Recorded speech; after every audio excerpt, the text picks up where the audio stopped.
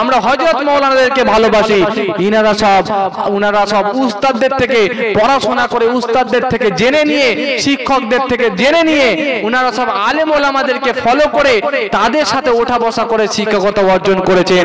যেমন দাদা হুজুর পীর কেবলা রহমাতুল্লাহ আলাইহির পীর কি নাম গো? দাদা হুজুর কেবলা রহমাতুল্লাহ আলাইহির পীর আপনারা জানেন তো নাকি? মাশাআল্লাহ, শুভ ফাতে আলী ওয়াইসি না? শুভ ফাতে আলী ওয়াইসি রহমাতুল্লাহ আলাইহি দাদা হুজুর পীর কেবলা রহমাতুল্লাহ আলাইহির পীর ছিলেন। এই দাদা হুজুর কেবলার পীর যে শুভ ফাতে আলী ওয়াইসি রহমাতুল্লাহ আলাইহি, উনি এত বড় আল্লাহ পাকের মাহবুব বান্দা ছিলেন, কামিল বান্দা ছিলেন। তিনি যখনই মনে করতেন তখনই আল্লাহ রাসূলের সাথে দিদার হয়ে যেত। জোরে বলেন না সুবহানাল্লাহ। তাই উনাকে রাসূলের নুমা বলা হতো। যখনই তিনি চিন্তা ভাবনা করতেন যে আমার রাসূলুল্লাহকে দেখতে ইচ্ছা করছে, আমার আল্লাহকে একটু দেখতে ইচ্ছা করছে, এই ইচ্ছা করার সাথে সাথে আল্লাহ রাসূলের সাথে তার দিদার হয়ে যেত। জোরে বলেন না সুবহানাল্লাহ। এই সুফি ফাতে আলী ওয়াইসি রহমাতুল্লাহ আলাইহির যে দাদা হুজুর পীর কেবলা রহমাতুল্লাহ আলাইহির যে পীর ছিলেন সুফি ফাতে আলী ওয়াইসি রহমাতুল্লাহ আলাইহি, আবার উনার আবার পীর ছিলেন, উনার পীর, উনার পীর, উনার পীর, এভাবে করে করে করে করে দেখা যাবে যে রাসূলুল্লাহ পর্যন্ত পৌঁছে গেছে। জোরে বলেন না সুবহানাল্লাহ। তা ওনারা কি আলেম ওলামা ধরেই তো করেছিলেন নাকি? হ্যাঁ, পীর ধরেছিলেন তো নাকি? আমরাও কিন্তু সেই পীর মানি। আর পীরেরা কখনো ভণ্ড হয় না, ভণ্ডরা পীর সাজে। যারা ভণ্ড হয় তারা পীর সাজে, তারা পীর নয়। আর পীর যারা হয় তারা কখনো ভণ্ড হয় না। কথা বুঝতে পারলে? অনেকে বলে যে ভণ্ড পীর। ভণ্ড পীর কেন? যারা ভণ্ড তারা ভণ্ড, তারা পীর সাজে কিন্তু পীর নয়। আর যারা পীর তারা পীর, তারা কখনো ভণ্ড নয়। কথা বুঝতে পারলেন? যেমন দাদা হুজুর পীর কেবলা রহমাতুল্লাহ আলাইহি যেমন বড় আলেম ছিলেন, একজন প্রকৃত সর্বপ্রথম ওনার পরিচয় হলো বড় আলেম। তিনি একজন বড় বিখ্যাত আলেম ছিলেন, তার সাথে সাথে আল্লাহ পাকের একজন মাহবুব বান্দা ছিলেন, আল্লাহ পাকের একজন ওলি বান্দা ছিলেন। তাই আমরা তাকে ভালোবাসি, কারণ কিতাবের মধ্যে পাওয়া যায় ইয়াকুনু ইয়াউমাল কিয়ামাতি মাল মারই মাআমান আহাব্বা। দুনিয়াতে যার সাথে তোমার ওঠা বসা, দুনিয়াতে যার সাথে তোমার ভালোবাসা, দুনিয়াতে যার সাথে তোমার মহব্বত থাকবে, কিয়ামতের দিনে তার সাথে তার হাসর নাসরটা হয়ে যাবে। জোরে বলেন না সুবহানাল্লাহ। আরো জোরে হবে না সুবহানাল্লাহ। দাদা হুজুর পীর কেবলা রহমাতুল্লাহ আলাইহি এসব আল্লাহ পাকের ওলি বান্দা ছিলেন, তাদেরকে আমরা ভালোবাসি, তাদেরকে আমরা মহব্বত করি, তাদেরকে আমরা প্যার করি। এভাবেই তারা যেমন ভাবে আল্লাহ পাকের ওলি বান্দাদেরকে ধরেছিলেন। হযরতে আল্লামা রুমি রহমাতুল্লাহ আলাইহি, আপনারা নাম শুনেছেন না? আল্লামা রুমি রহমাতুল্লাহ আলাইহি, আল্লামা রুমি রহমাতুল্লাহ আলাইহি এক সময় তিনি বসেছিলেন, বসে বসে কি করছেন? বড় মস্ত বড় আল্লাহ পাকের একজন আলেম বান্দা ছিলেন, মস্ত বড় একজন জাননেওয়ালা ছিলেন, পণ্ডিত ছিলেন। এক সময় তিনি বসে বসে কিতাব পড়ছেন। আল্লামা রুমি রহমাতুল্লাহ আলাইহি এক সময় একটা হাউজের পাশে, একটা আপনার ওই হাউজের পাশে বসে বসে, একটা পানির হাউজ আছে, তার পাশে বসে বসে বড় একটা কিতাবের, বড় ওনার কাছে প্রচুর কিতাব আছে, এই কিতাবের লাইব্রেরির পাশে তিনি বসে বসে এক সময় কিতাব পড়ছেন। হঠাৎ করে দেখা যায় একজন জীর্ণ ব্যক্তি, একজন বয়স্ক মানুষ, একজন ফকির ব্যক্তি এসে তখন ওই হযরতে আল্লামা রুমি রহমাতুল্লাহ আলাইহিকে এসে বলতে আরম্ভ করে যে ये किताब मुझे दे दो, তুমি যে কিতাব পড়ছো এই কিতাবটা আমাকে দাও। হে আল্লামা রুমি, তুমি যে কিতাবটা পড়ছো এই কিতাবটা আমাকে দাও। কে বলছে? একজন জীর্ণ, একজন বয়স্ক, একজন ফকির ব্যক্তি এসে বলছে যে তুমি যে কিতাবটা পড়ছো এই কিতাবটা আমাকে দিয়ে দাও। আল্লামা রুমি রহমাতুল্লাহ আলাইহি মস্ত বড় একজন আলেম, বিশাল জ্ঞানী মানুষ, বিশাল পণ্ডিত মানুষ, এত বড় একজন জ্ঞানের দরিয়া, বাহরুল উলুম।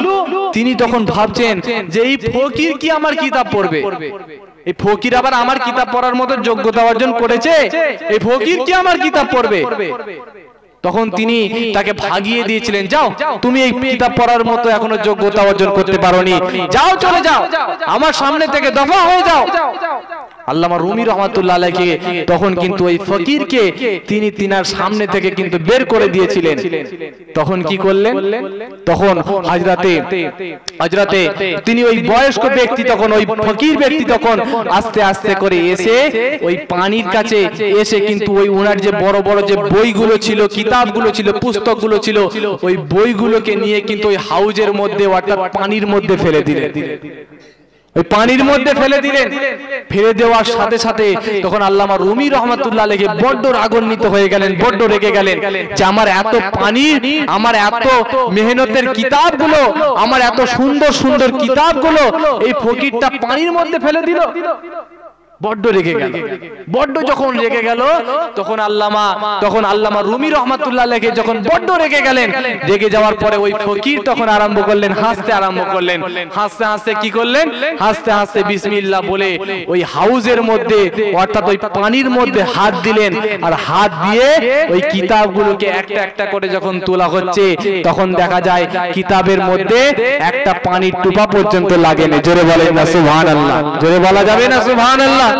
কারামতি দেখে তখন তিনি অবাক হয়ে গেলেন। তিনি তো সাধারণ কোনো মানুষ নয়, আমি তো ইনাকে ফকির মনে করেছিলাম, ইনি তো একটা জাতা মানুষ মনে করে নিয়েছিলাম, কিন্তু ইনি তো কোনো সাধারণ ব্যক্তি নয়। এটা দেখে তিনি কিন্তু অবাক হয়ে গেলেন। তখন তিনার পিছনে যাওয়া আরম্ভ করেছিলেন, তিনি তিনার পিছনে তখন হাঁটতে আরম্ভ করেছিলেন। তারপরে উনি জিজ্ঞাসা করলেন যে আপনি কে হুজুর, একটু আপনার পরিচয়টা বলুন, আপনি কে, একটু আপনার পরিচয়টা জানিয়ে দেন। তখন আল্লামা রুমি রহমাতুল্লাহ আলাইহি যখন এভাবে জিজ্ঞাসা করতে আরম্ভ করে তখন তিনি বলতে আরম্ভ করে আমার নাম হলো, আমি হলাম হযরতে শামসুত তাবরিজ রহমাতুল্লাহ আলাইহি। জোরে বলেন না সুবহানাল্লাহ। আরো জোরে বলেন না সুবহানাল্লাহ। তারপরে উনি উনার খেদমতে ছিলেন, ওখানে থেকে উনি উনার বায়াত হয়েছিলেন, মুরিদ হয়ে গেছিলেন। মুরিদ হয়ে তারপরে কিন্তু উনি উনাকে আবার পীর মনে করে নিয়ে খেদমত করে আল্লাহ পাকের ওলি বান্দাও হয়ে গিয়েছিলেন। জোরে বলেন না সুবহানাল্লাহ। তাই আল্লামা রুমি রহমাতুল্লাহ আলাইহি ওনার একটা কিতাবের মধ্যে উনি বলছেন যে আমি কখনো মৌলানা রুম হতে পারতো না যদি শামসুত তাবরিজের মতো আল্লাহ পাকের ওলি বান্দার যদি গোলামি না করতে। জোরে বলেন না সুবহানাল্লাহ। তাই আমরাও কিন্তু আল্লাহ পাকের ওলি বান্দাদেরকে ভালোবাসি। আতিউল্লাহ ওয়া আতিউর রাসূল ওয়া উলিল আমরি মিনকুম। এই ওলি আল্লাহদেরকে ফলো করার কথা, ওলি আল্লাহদেরকে মানার কথা আল্লাহ পাক কোরআন মাজিদের মধ্যে বলেছেন। হযরত মুসা আলাইহিস সালামকে জিজ্ঞাসা করা হয়েছিল যে বর্তমান সময়েতে সবথেকে জ্ঞানী কে? তখন হযরত মুসা আলাইহিস সালাম কি বলেছিলেন? তিনি ওনার নিজের নাম বলেনি, তখন কিন্তু তিনি তেনার নিজের নামটা বলেছিলেন। তারপর আল্লাহ পাক ওনাকে নির্দেশ দিয়েছিলেন যাও অমুক অমুক জায়গায় চলে যাও, অমুক অমুক স্থানে চলে যাও। সে বিশাল ওয়াকিয়া আপনারা 15 পারা আপনার সূরা বাকারার মধ্যে আপনি আপনার ওই 15 পারার মধ্যে যদি আপনি খুলেন তাহলে কিন্তু আপনারা পেয়ে যাবেন। ওই কোরআনের মধ্যে কিন্তু আল্লাহ পাক যে পীর ধরার কথা সেটা কিন্তু কোরআন মাজিদের মধ্যে আল্লাহ পাক তুলে দিয়েছেন। জোরে বলেন না সুবহানাল্লাহ। বিভিন্ন জায়গায় পবিত্র কোরআনের মধ্যে আল্লাহ পাক বলেছেন। তাই আমাদের লক্ষ্য কিন্তু পীর নয়, লক্ষ্য হচ্ছে আল্লাহকে পাওয়া। কথা বলতে পারলেন? আমাদের লক্ষ্য হচ্ছে আল্লাহকে পাওয়া। পীর হচ্ছে আমাদের রাস্তা, তার রাস্তা ধরে, তার জারিয়া ধরে তাকে আমরা অনুসরণ করে চলবো, কিন্তু আল্লাহ পাকের নৈকট্য লাভ করে যাব। জোরে বলেন না সুবহানাল্লাহ। তো যাই হোক, এই কথা আমি আপনাদেরকে বেশি বিস্তারিত বলবো না, ভূমিকা বেশি লম্বা চওড়া নয়। জিকরুল্লাহ, জিকরুন নবীর মাহফিলের মধ্যে এসে বসেছেন, খুব অল্প সময় দু একটি কথাবার্তা আলাপ আলোচনা করব। পবিত্র কোরআন মাজিদের মধ্যে আল্লাহ পাক জানাচ্ছেন ইয়া আইয়ুহাল্লাযিনা আমানু যিকুরুল্লাহা যিকরান কাসীরা। হে ঈমানদার বিশ্বাসী বান্দা বান্দীগণ, তোমরা আমি আল্লাহকে বেশি বেশি বেশি করে স্মরণ করো। জোরে বলেন না সুবহানাল্লাহ। জোরে বলা যাবে না সুবহানাল্লাহ। তারপরে আল্লাহ পাক যে জিকিরের কথা বললেন, আল্লাহ পাক বলছেন যে তোমরা আমি আল্লাহকে বেশি বেশি করে স্মরণ করো। তারপরে আবার অন্য জায়গায় আল্লাহ পাক জানাচ্ছেন এই জিকিরের অর্থ আল্লাহ পাক পবিত্র কোরআন মাজিদের মধ্যে আবার অন্য জায়গায় জানাচ্ছেন ইন্না নাহনু নাযালনা যিকরা ওয়া ইন্না লাহু লাহাফিজুন। এই জিকিরের অর্থ আল্লাহ পাক এই আয়াতের মধ্যে কোরআন মাজিদকে করে দিয়েছেন। জোরে বলেন না সুবহানাল্লাহ। আবার আল্লাহ পাক অন্য জায়গায় জানাচ্ছেন ইযা নুদিয়া লিস-সালাহ মিন ইয়াউমিল জুমআহ ফাসআউ ইলা যিকরিল্লাহি ওয়া যারুল বাই। এখানে আল্লাহ পাক জিকিরের অর্থ আল্লাহ পাকের নামাজকে করেছেন। জোরে বলেন না সুবহানাল্লাহ। আবার অন্য জায়গায় আল্লাহ পাক জানাচ্ছেন ওমান আরাদা আন যিকরি ফাইন্না লাহু মাঈশাতান দানকা ওয়া নাহশুরুহু ইয়াউমাল কিয়ামাতি আমা ক্বালা রাব্বি লিমা হাশারতানি আমা ওয়া ক্বাদ কুনতু বাসীরা। এই আয়াতের মধ্যে আল্লাহ পাক জিকিরের অর্থ আপনার আমার নবী জনাবে মুহাম্মদুর রাসূলুল্লাহকে করেছে। জোরে বলেন না সুবহানাল্লাহ। এই আয়াতের মধ্যে আল্লাহ পাক নবীকে আল্লাহ পাক জিকিরের অর্থ করেছেন। আবার অন্য জায়গায় আল্লাহ জিকিরের অর্থ কোরআন এবং হাদিসকে অর্থাৎ শরীয়তকে করেছেন। জোরে বলেন না সুবহানাল্লাহ। জিকিরের অর্থ আল্লাহ পাক চার জায়গায় করেছেন, চার জায়গায় করেছেন, চার রকম ভাবে করেছেন। আবার আল্লাহ পাক অন্য জায়গায় পবিত্র কোরআন মাজিদের মধ্যে জানাচ্ছেন আলা বিযিকরিল্লাহি তাতমাইন্নুল কুলুব, আমার বান্দারা তোমরা যদি অন্তরে সুখ শান্তিটা পেতে চাও তাহলে তোমরা আমি আল্লাহকে স্মরণ করে নাও। জোরে বলেন না সুবহানাল্লাহ, জোরে বলা যাবে না সুবহানাল্লাহ। তাহলে অন্তরে সুখ শান্তি যদি পেতে চান তাহলে আল্লাহকে কিন্তু স্মরণ করতে হবে। এবার এই স্মরণ কিন্তু আপনি দুই রকম ভাবে করতে পারেন।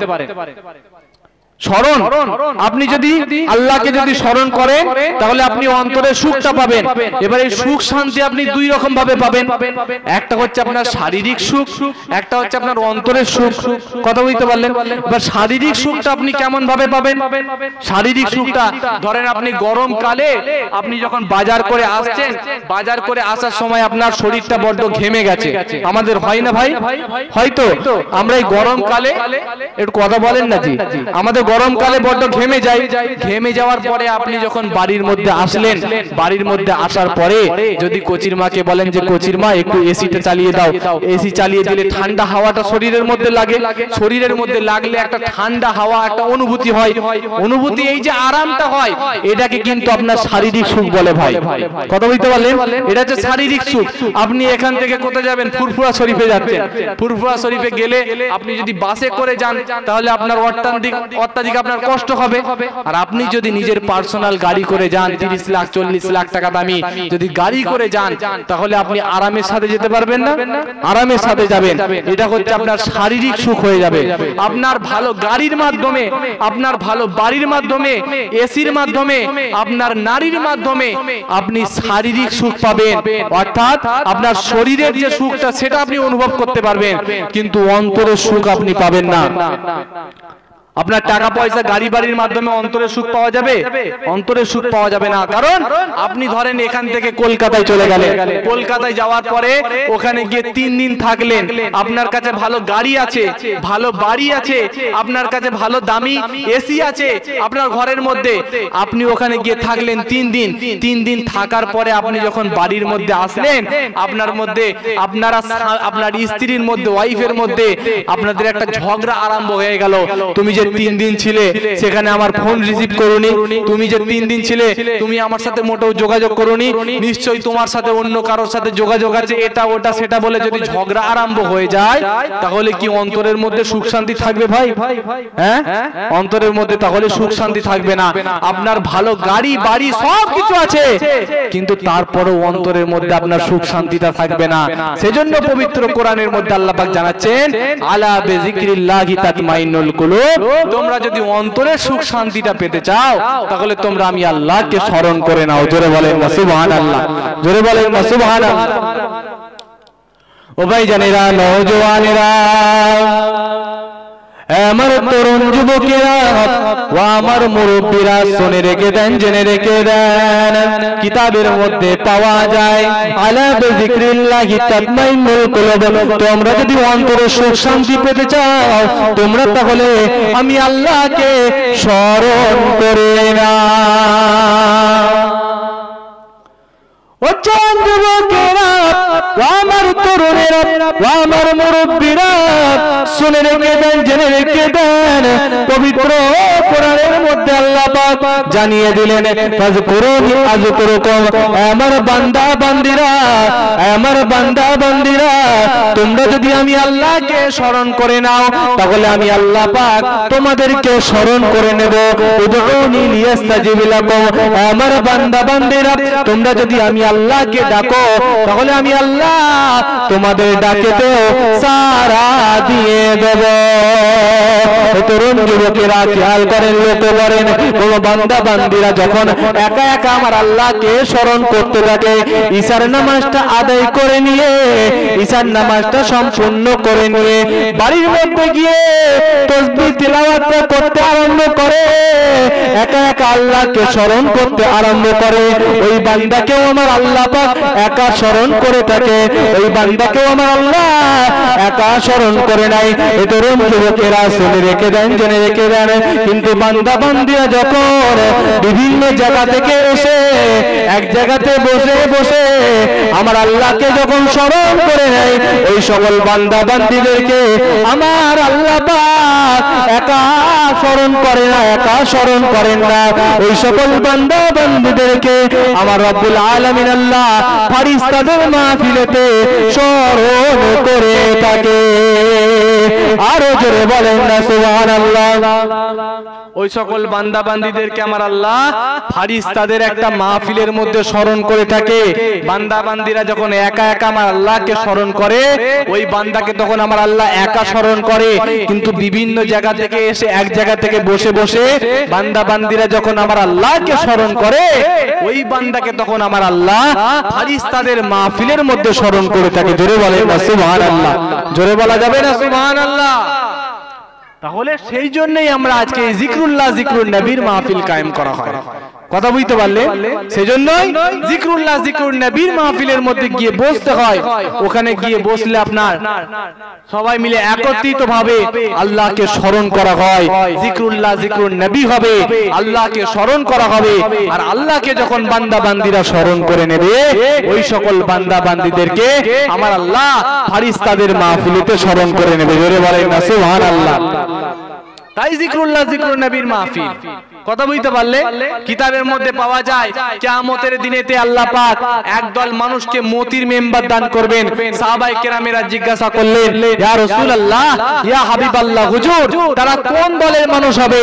তারা কি কোনো আলেম ওলামাদের দলের মানুষ হবে নাকি তারা শহীদদের দলের মানুষ হবে? তারা কোন দলের মানুষ হবে যাদেরকে আমার আল্লাহ ফেরেশতাদের আল্লাহ পাক কিয়ামতের দিনেতে আরশের ছায়া দেবে?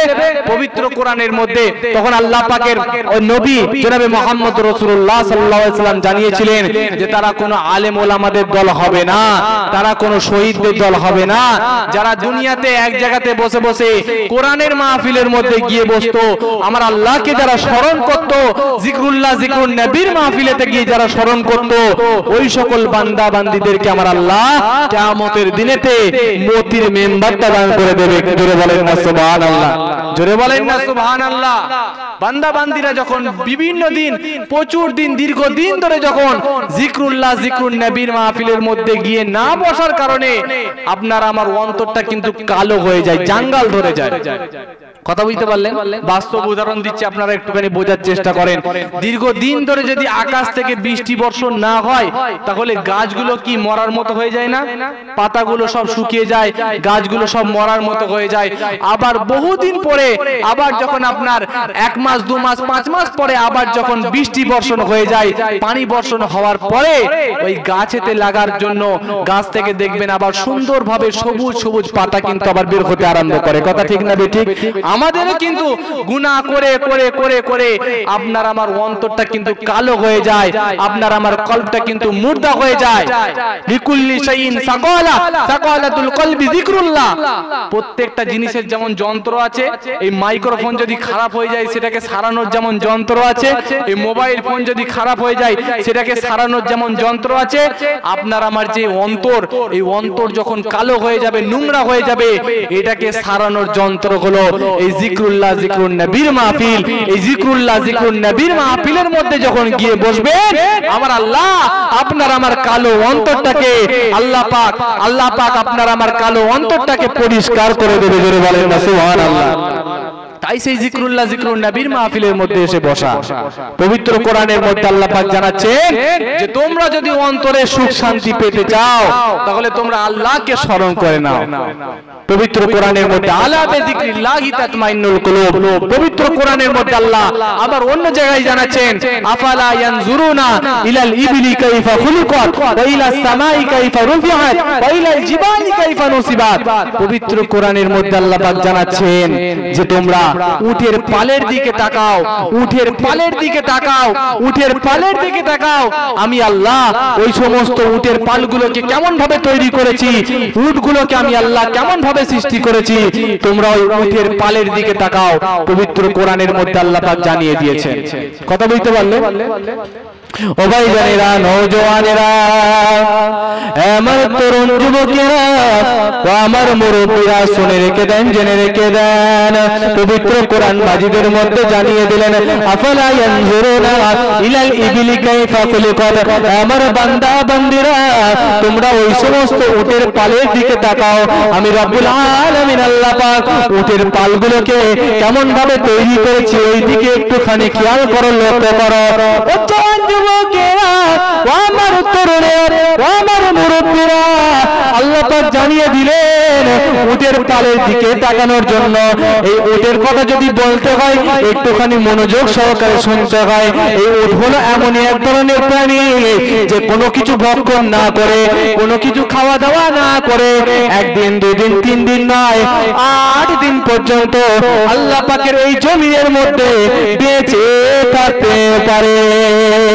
এই তরুণ যুবকেরা খেয়াল করেন, লক্ষ্য করেন, এই উট হলো এমনই এক ধরনের প্রাণী, এই উট হলো এমনই এক ধরনের প্রাণী যদি মাত্র 2 কেজি ঘাস দানা খায়, মাত্র 2 কেজি ঘাস দানা খেয়ে একদিন, 2 দিন, 3 দিন নয়, 1 মাস পর্যন্ত আল্লাহ পাকের এই জমিনের মধ্যে বেঁচে থাকতে পারে। ভাই আরো জোরে বলেন না সুবহানাল্লাহ। এই উট হলো এমনই এক ধরনের প্রাণী, মাত্র যদি 3 মিনিট সময় দেওয়া হয়, মাত্র যদি 3 মিনিট সময় দেওয়া হয়, তাহলে আল্লাহ পাকের ওই বান্দা, আল্লাহ পাকের ওই বান্দারা দেখতে পায় মাত্র 3 মিনিট সময় দিলে 200 লিটার পানিটাও পান করে ফেলতে পারে। ভাই এই উট হলো এমনই এক ধরনের প্রাণী, আল্লাহ পাক 18,000 মাখলুকাতের মধ্যে শ্রেষ্ঠ মাখলুকাত করে মানুষকে প্রেরণ করেছে, তারপরেও কিন্তু উটের মতো করে আমরা খাওয়া দাওয়া করতে পারি না। এই উট হলো এমন এক ধরনের প্রাণী, আল্লাহ পাক যাদেরকে সৃষ্টি করে দিয়েছে ওই সমস্ত মরুভূমিতে কাঁটা জাতীয় গাছগুলোকে, ক্যাকটাস নামক গাছগুলোকে, কাঁটা জাতীয় গাছগুলোকে এই কঠিন জিহ্বার মাধ্যমে, তারা তাদের জিহ্বার মাধ্যমে কাঁটা জাতীয় গাছগুলোকে ভক্ষণ করে এবং খুব সুন্দরভাবে ওই সমস্ত গাছগুলোকে হজম করে ফেলতে পারে। আরো জোরে বলেন না সুবহানাল্লাহ। এই সমস্ত বৈশিষ্ট্যগুলো তার মধ্যে কে দিয়েছে? জোরে বলেন, আল্লাহ দিয়েছে না? কোনো সন্দেহ আছে আপনাদের? পবিত্র কোরআনের মধ্যে আল্লাহ পাক জানাচ্ছেন, যারা এগুলোকে অস্বীকার করতে পারে, আমরা তো আস্তিক, আমরা তো এক আল্লাহকে বিশ্বাস করি, আমরা যারা বিশ্বাস করি তাদেরকে আস্তিক বলা হয়। আর যারা নাস্তিক আছে, যারা বিশ্বাস করে না, তাদের কথা আল্লাহ পাক জানাচ্ছেন, যারা অবিশ্বাসী হবে তাদের কিন্তু কঠিন আযাব আছে। ওয়ালিল্লাযীনা কাফারু বিরাব্বিহিম আযাবু জাহান্নাম ওয়া বিসাল মাসীর। যারা অস্বীকার করবে তাদের জন্য কিন্তু কঠিন জাহান্নামের আযাব আছে। অস্বীকার করার কোনো জায়গা নাই, অস্বীকার কিন্তু করা যাবে না। আল্লাহ পাক অন্য জায়গায় জানাচ্ছেন পবিত্র কোরআনের মধ্যে, আবি আইয়ালা ইরাব্বিকুমা তুকাযিবান। তোমরা কোন কোন নিয়ামতের অস্বীকার করবে? কোন নিয়ামতের অস্বীকার করবে? আমি আল্লাহ যে এত নিয়ামত দিয়েছি, কোন নিয়ামতের অস্বীকার করবে? অস্বীকার করার কোনো জায়গা নাই। আর অস্বীকার যারা করেছে তাদেরকে কিন্তু ধরা পড়তে হয়েছে, আর অস্বীকারী যারা হয়েছে কিয়ামতের দিনে তাদেরকেও কিন্তু ধরা পড়তে হবে। কথা বলতে পারলেন বাপ? তাই পবিত্র কোরআনের মধ্যে আল্লাহ পাক বিভিন্ন জায়গায় কিন্তু এই উটের কথা আল্লাহ পাক বলেছেন, যে উটের দিকে তাকানোর কথা। এই উটের দিকে যখন তাকানোর কথা বলছেন, আমি তখন একটু লক্ষ্য করলাম যে উটের দিকে যেহেতু তাকানোর কথা বলছেন, যে উটের মধ্যে কি এমন আছে, উটকে নিয়ে একটু যাচাই বাছাই করা বা একটু জানার চেষ্টা করলাম। তখন দেখা যায় যে উটের মধ্যে এক ধরনের রোগ পাওয়া যায়। উটের মধ্যে এক ধরনের রোগ হয়, হায়াম জাতীয় রোগ, হায়াম বলা হয়, হায়াম। এই হায়াম নামক রোগ যখন হয় তখন কিন্তু তাকে বিষধর সাপ খাওয়াতে হয়। এগুলো জানা আছে আপনাদের? জানা নাই? কথা বুঝতে পারলেন? আমি আপনাদেরকে কিছু নতুনত্ব জানানোর চেষ্টা করছি। আপনারা বুঝতে পারছেন তো আমার কথা? বুঝতে পারছেন না? আমি আপনাদেরকে খুব ভালোভাবে, খুব আপনাদেরকে গোদা বাংলায় আপনাদেরকে খুব সুন্দরভাবে বোঝানোর চেষ্টা করছি যে উটের মধ্যে আল্লাহ পাক, উটের কথা আল্লাহ পাক কোরআন মাজিদের মধ্যে বলেছে, আর উটের মধ্যে আল্লাহ পাক কি বৈশিষ্ট্য দিয়েছে, উটের মধ্যে আল্লাহ পাক কি কোয়ালিটি দিয়েছে, উটের মধ্যে আল্লাহ পাক কি সিফাত দিয়েছে, আপনারা শুনলে অবাক হয়ে যাবেন। পবিত্র কোরআনের মধ্যে আল্লাহ পাক জানিয়ে দিয়েছেন এই উটের কথা। ও ভাই জানেরা, নওজওয়ানেরা, আমার তরুণ যুবকেরা ও আমার মুরব্বীরা, শুনে রেখে দেন, জেনে রেখে দেন। আফালা ইয়ানজুরুনা ইলাল ইবলি কাইফা খুলিকাত। ও তরুণ যুবকেরা ও আমার তরুণেরা ও আমার মুরব্বীরা, শুনে রেখে দেন, জেনে রেখে দেন। এই উট হলো এমন এক ধরনের প্রাণী, পিঠের মধ্যে যদি 2.5 কুইন্টাল মাল চাপিয়ে দেওয়া হয়, পিঠের মধ্যে যদি 2.5 কুইন্টাল ধন সম্পদ চাপিয়ে দেওয়া হয়, গরম বালির উপর দিয়ে হেঁটে হেঁটে হেঁটে হেঁটে 40 কিলোমিটার পর্যন্ত গমন করতে পারে। ভাই এ তরুণ যুবকেরা ও আমার মুরব্বীরা, শুনে রেখে দেন, জেনে রেখে দেন। পিঠের মধ্যে যদি কোন রকম মালপত্র না চাপিয়ে দেওয়া হয়, গরম বালির উপর দিয়ে হেঁটে হেঁটে হেঁটে হেঁটে 300 কিলোমিটার পর্যন্ত গমন করতে পারে। ভাই আরো জোরে বলেন না সুবহানাল্লাহ। এই সমস্ত বৈশিষ্ট্যগুলো আল্লাহ পাক পবিত্র কোরআনের মধ্যে আল্লাহ পাক উটের কথা বলেছেন। এই সমস্ত বৈশিষ্ট্যগুলো আল্লাহ পাক উটের মধ্যে কিন্তু দান করে দিয়েছেন। ও জওয়ান যুবকেরা, আমার তরুণেরা, তাই তো উটের দিকে যখন আপনি তাকাবেন, উটের বৈশিষ্ট্য সম্বন্ধে যখন জানার চেষ্টা করবেন, আল্লাহ পাকের কুদরতি ক্ষমতার কথা মনে পড়ে যাবে। আল্লাহ পাকের কুদরতি ক্ষমতার কথা মনে পড়ে যাবে, আমার আল্লাহকেও স্মরণ করা হয়ে যাবে। তরুণ যুবকেরা, শুনে রেখে দেন, জেনে রেখে দেন, আল্লাহ পাক জানিয়ে দিলেন, ফাজকুরুনি আযকুরুকুম। তোমরা যদি আমি আল্লাহকে স্মরণ করো, তাহলে আমি আল্লাহ পাক তোমাদেরকে স্মরণ করে নেব। আরো জোরে বলেন না সুবহানাল্লাহ। তাহলে আল্লাহকে যদি স্মরণ করা হয়, তাহলে ওই বান্দাকেও আমার আল্লাহ পাক স্মরণ করে নেয়। কথা ঠিক না বেঠিক? তাহলে আমরা যেটা করছি, উটের কথাবার্তা বলে বা উটের বৈশিষ্ট্য সম্বন্ধে আপনাদেরকে অবগত করিয়ে আল্লাহকে স্মরণ করানোর চেষ্টা করছি। আল্লাহকে যখন স্মরণ করা হয়ে যাবে, আমাদেরকেও আমার আল্লাহ পাক স্মরণ করে নেবে। জোরে বলেন না সুবহানাল্লাহ। তাহলে আপনারা বুঝতে পারছেন তো নাকি জি, যে সেই ব্যাপারে উটের ব্যাপারে যখন আমি একটুখানি চিন্তা ভাবনা করলাম, উটের ব্যাপারে যখন আমি জানার চেষ্টা করলাম, তারপরে আমি মনে করলাম যে উটের ব্যাপারেও একটা কিছু লেখা দরকার। এই উটের ব্যাপারে আল্লাহ পাক যেহেতু কোরআন মাজিদের মধ্যে জানিয়েছেন, উটের ব্যাপারে যখন আল্লাহ পাক কোরআন মাজিদের মধ্যে বলেইছেন, তাহলে আমি উটের ব্যাপারেও কিছু লিখতে চাই বলে উটের ব্যাপারে আমি একটুখানি লিখে নিলাম, যে আমি একটু পড়ে শোনাচ্ছি আপনাদেরকে। বৈশিষ্ট্যগুলো খুবই ভালো, আল্লাহ পাক সৃষ্টি করে দিল। তোরে বলেন না সুবহানাল্লাহ। উটের ব্যাপারে আমি নিজের লেখা, এটা অন্য কারো লেখা এরকমটা নয়, আমার নিজের লেখা। বৈশিষ্ট্যগুলো খুবই ভালো, আল্লাহ পাক সৃষ্টি করে দিল। বৈশিষ্ট্যগুলো খুবই ভালো, আল্লাহ পাক সৃষ্টি করে দিল। মরুভূমিতে আছে দেখো, মরুভূমিতে আছে দেখো, দেখতে লাগে বড় ভালো। খোলো খোলো ও গো কোরআন খোলো, তাদের কথা আল্লাহ বলে দিল। জোরে হয় না সুবহানাল্লাহ। খোলো খোলো ও গো কোরআন খোলো, তাদের কথা আল্লাহ বলে দিল। খোলো খোলো ও গো কোরআন খোলো, তাদের কথা আল্লাহ বলে দিল। আফালা ইয়ানজুরুনা ইলাল ইবলি কাইফা খুলিকাত ওয়া ইলাস সামাই কাইফা রুফিআত ওয়া ইলাল জিবালি কাইফা নুসিবাত। পবিত্র কোরআনের মধ্যে আল্লাহ পাক বলেছে না বলেনি? কথা বলে না, জোরে বলে। আল্লাহ পাক বলেছে না? আল্লাহ পাক জানিয়েছেন। এই উটের কথা আপনারা শুনলে অবাক হয়ে যাবেন, যে আল্লাহকে স্মরণ করানোর কথা আমি বলছিলাম। আমি আপনাদেরকে বলছিলাম যে বিষয়টা নিয়ে আলোচনা করছিলাম, সেটা হচ্ছে আল্লাহকে স্মরণ করতে হবে। আল্লাহকে যখন আপনি স্মরণ করবেন, তখন আমার আল্লাহ আপনাকে স্মরণ করে নেবে। আর আল্লাহকে যখন আপনি স্মরণ করবেন, আল্লাহ পাক জানাচ্ছেন কি, তোমাদের অন্তরের মধ্যে একটা সুখ শান্তি চলে আসবে। আলা বিযিকরিল্লাহি তাতমাইন্নুল কুলুব। তোমরা যদি অন্তরে সুখ শান্তি পেতে চাও, তাহলে তোমরা আমি আল্লাহকে স্মরণটা করে নাও। জোরে বলেন না সুবহানাল্লাহ। উটের মধ্যে যদি আপনারা কি আছে জানার চেষ্টা করেন, অবাক হয়ে যাবে। এই উটের মধ্যে থেকে এক ধরনের ওষুধ তৈরি হয়, ওষুধ তৈরি হয়।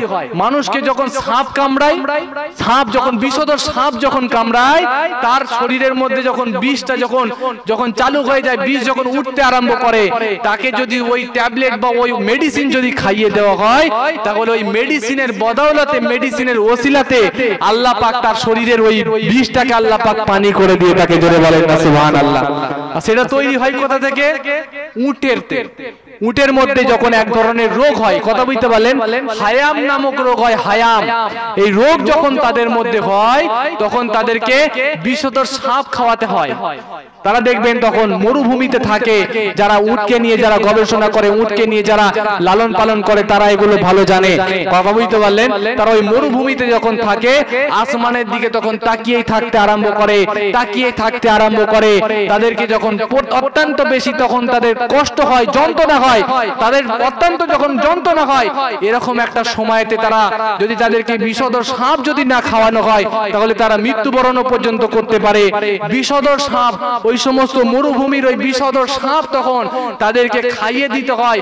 ওই উটকে খাইয়ে দিলে তখন তারা আবার আসমানের দিকে তাকিয়ে, সূর্যের দিকে তাকিয়ে ঘন্টার পর ঘন্টা ধরে তারা কাঁদতে আরম্ভ করে, চোখ দিয়ে তাদের চোখ থেকে পানি ঝরতে আরম্ভ করে।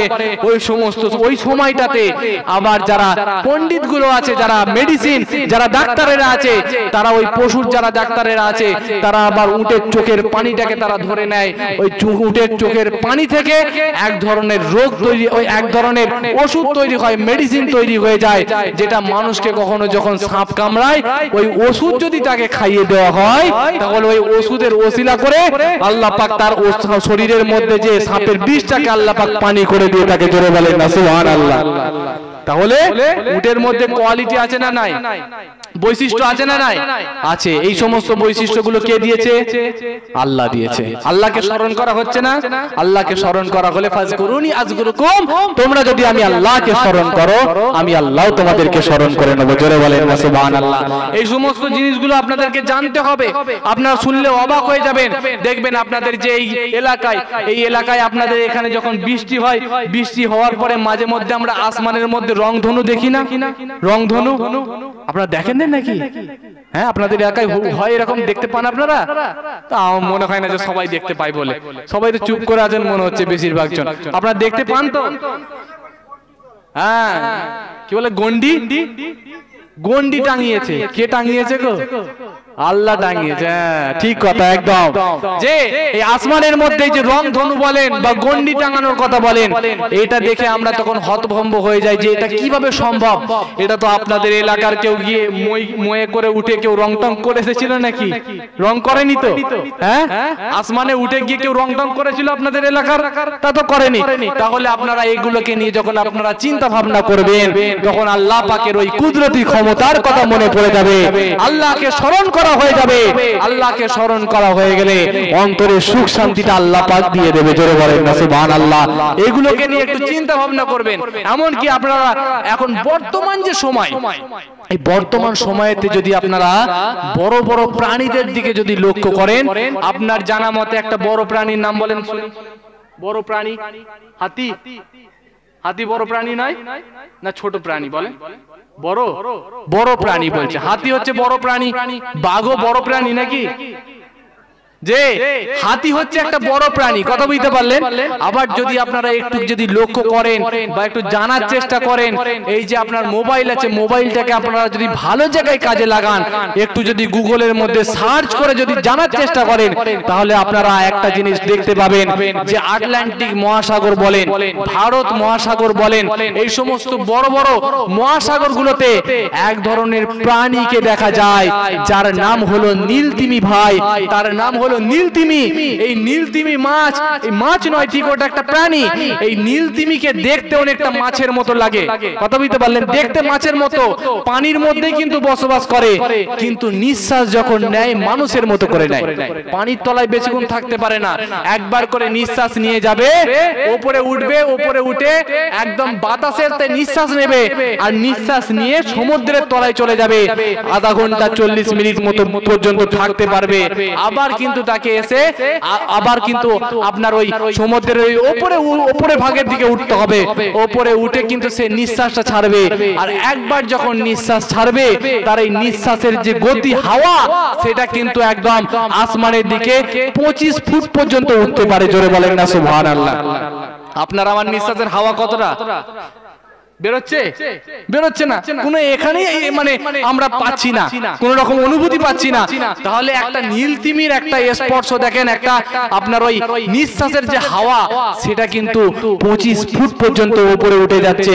তাহলে আপনারা একটা জিনিস চিন্তা করেন, তার যদি নিঃশ্বাসের হাওয়াটা যদি এত উপরে উঠতে পারে তাহলে তার শরীরটা কত বড় হতে পারে একটু চিন্তা করেন তো। আচ্ছা, এত বড় যদি তার শরীর হয়ে যায় তাহলে সে কি খায়, তাকে কে খাওয়ায়? কে খাওয়ায় বলেন?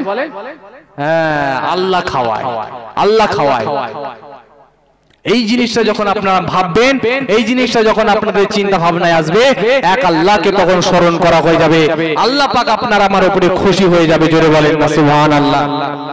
ও ভাই জানেরা, নওজওয়ানেরা, আমার তরুণ যুবকেরা, আমার মুরব্বীরা, শুনে রেখে দেন, জেনে রেখে দেন, আটলান্টিক মহাসাগর থেকে আরম্ভ করে, ভারত মহাসাগর থেকে আরম্ভ করে, এই সমস্ত বড় বড় মহাসাগর গুলোতে দেখা যায় যার নাম হলো নীলতিমি। ভাই যুবকেরা, আমার তরুণেরা, আমার মুরব্বীরা, এই সমস্ত মহাসাগর গুলোতে রাজত্ব করে বেড়ায়, এই সমস্ত মহাসাগর গুলোতে রাজত্ব করে বেড়ায় যার নাম হলো নীলতিমি। ভাই এই নীলতিমির একটা হৃৎপিণ্ডর ওয়েট হলো, এই নীলতিমির একটা হৃৎপিণ্ড, আপনার আমার হৃৎপিণ্ডটা বড্ড ছোট, আর এই নীলতিমির একটা হৃৎপিণ্ড হলো একটা 4 চাকা বড় প্রাইভেট কারের সমান, এত বড় তার হৃৎপিণ্ড। তরুণ যুবকেরা, আমার মুরব্বীরা, শুনে রেখে দেন, জেনে রেখে দেন, আপনার আমার জিহ্বাটা বড্ড ছোট, কিন্তু নীলতিমির একটা জিহ্বা যার উপরে আপনার আমার মতো মানুষ 15 জন পর্যন্ত মানুষ দাঁড়িয়ে যেতে পারে, এত বড় তার জিহ্বা। তরুণ যুবকেরা, আরো শুনে রেখে দেন, জেনে রেখে দেন, যুবকেরা, এই নীলতিমি মাছের এই নীলতিমির ওয়েট এত বড়, আফ্রিকার ওই সমস্ত পূর্ণ বয়সপ্রাপ্ত আফ্রিকার ওই সমস্ত বড় বড় হাতিগুলো 30 খানা হাতির যত ওয়েট, একটা নীলতিমির তত ওয়েট হয়ে যায়। আরো জোরে বলেন না সুবহানাল্লাহ। এই এত বড় বড় প্রাণীগুলোকে দুনিয়ার কোনো মানুষ খাওয়ায় না, এই এত বড় বড় প্রাণীগুলোর দুনিয়ার কোনো মানুষ তাদের রিজিক কিন্তু দেয় না। তরুণ যুবকেরা, এই সমস্ত বড় বড় প্রাণীর আল্লাহ পাকই কিন্তু রিজিক জুটিয়ে থাকে। আরো জোরে বলেন না সুবহানাল্লাহ।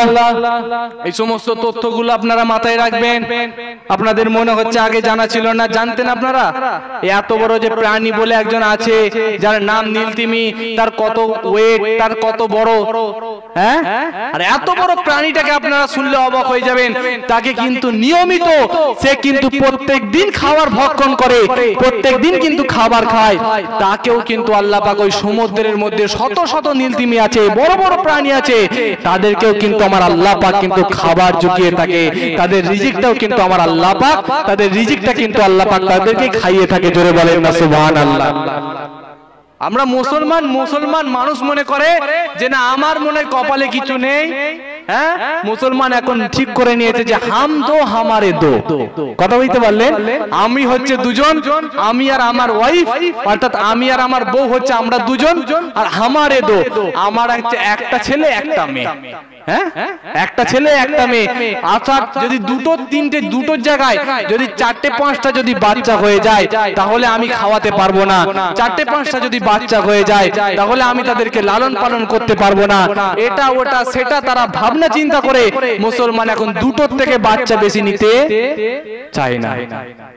কিন্তু আল্লাহ পাক এই বাচ্চা যে আল্লাহ পাকের আল্লাহ পাক যদি চান, ওই বাচ্চা যখন দুনিয়ায় যখন ভূমিষ্ঠ হবে, দুনিয়ায় যখন জন্মগ্রহণ করবে, তার রিজিকের দায়িত্ব কে নিয়েছে?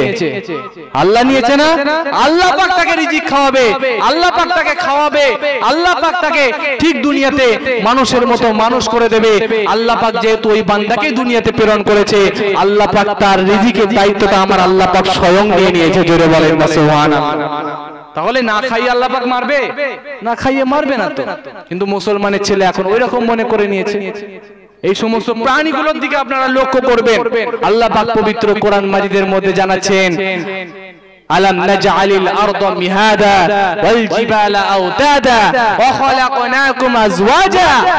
আমার বান্দা বান্দিরা, তোমরা কি দেখতে পাও না আমি আল্লাহ এই জমিনকে আমি আল্লাহ বিছানার মতো করে তৈরি করে দিয়েছি? জোরে বলেন না সুবহানাল্লাহ। বিছানার মতো করে আল্লাহ পাক তৈরি করে দিয়েছেন।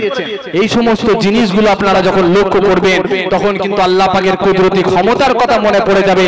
আর আল্লাহ পাকের নিয়ামত পাওয়ার পরে শুকরিয়া যাপন কিন্তু আপনাকে করতে হবে। আল্লাহ পাক জানাচ্ছেন যে লাইন শাকারতুম লাযিদান্নাকুম ওয়া লাইন কাফারতুম ইন্না আযাবি লাশাদীদ।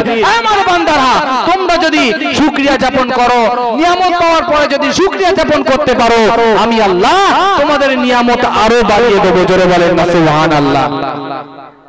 আলাম নাজআলিল আরদা মিহাদা, আমি আল্লাহ এই জমিনটাকে আমি আল্লাহ পাক বিছানার মতো করে তৈরি করে দিয়েছি। বিছানার মতো করে তৈরি করে দিয়েছি। ও ভাই জানেরা, নওজওয়ানেরা, আমার তরুণ যুবকেরা, আমার মুরব্বীরা, শুনে রেখে দেন, জেনে রেখে দেন, আমার রব্বুল আলামিন আল্লাহ পাক যখন এই দুনিয়াকে সৃষ্টি করলেন, এই দুনিয়া তখন থরথর থরথর করে কম্পন করতে আরম্ভ করেছিল। ও জওয়ান যুবকেরা, ও আমার তরুণেরা, এই দুনিয়াকে কিয়ামতের দিনেতে তোলা হবে। এই পৃথিবীও কিন্তু কিয়ামতের দিনেতে আমার আল্লাহ পাকের সামনে গিয়ে কিন্তু উপস্থিত হয়ে যাবে। একটা ভয়ঙ্কর আকৃতি নিয়ে এই পৃথিবীকেও কিন্তু আমার আল্লাহ পাক সেই দিনেতে কিন্তু উপস্থিত করবেন।